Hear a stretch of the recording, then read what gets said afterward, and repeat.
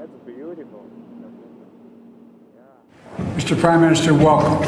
Welcome back to the White House. Often said, there's no issue of global consequence where the United States and Great Britain can't work together and haven't worked together. The United States is committed to standing with you to help Ukraine as it defends against Russia's onslaught and aggression. Clear that Putin will not prevail in this war, and the people of Ukraine will prevail.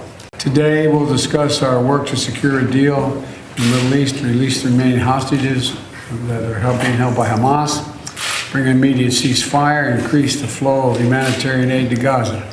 And it's really important as great allies, that special relationship, to have this time to talk about the global issues you have just identified. Secretary David Lammy, right? Did you persuade the American president to allow President Zelensky to fire missiles into Russian territory? Well, we've had a long and productive discussion on a number of fronts, including Ukraine, as you'd expect, the Middle East, and the Indo-Pacific.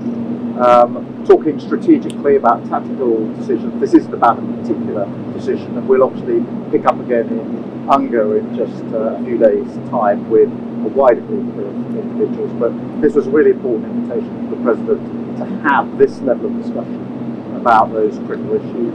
But with President Putin threatening war with NATO, aren't you creating the impression that he's intimidating you? Well, there's only one reason we're having these discussions, and that is because Putin has illegally invaded Ukraine.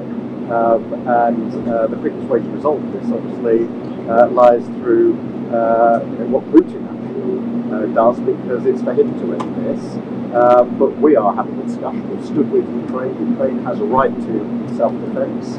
And we've stood united, not just with our allies here in the US, but across with our NATO allies. That's very, very important to us. But today was about having a chance to talk not just about a particular step or tactic, but the strategy in relation to Ukraine. Well, we had a wide-ranging discussion about strategy in Ukraine, of course, in the Middle East, and other parts of the world. This wasn't a meeting about a particular capability. That wasn't why we got our heads down today. It was to allow ourselves the space which we took, the time which we took, to have a strategic discussion so that tactical decisions can be seen within the wider strategy. And it was a really good invitation from the President. We've had a very productive, and we've come to a strong position. I'm very pleased that we've had these discussions. Thank you very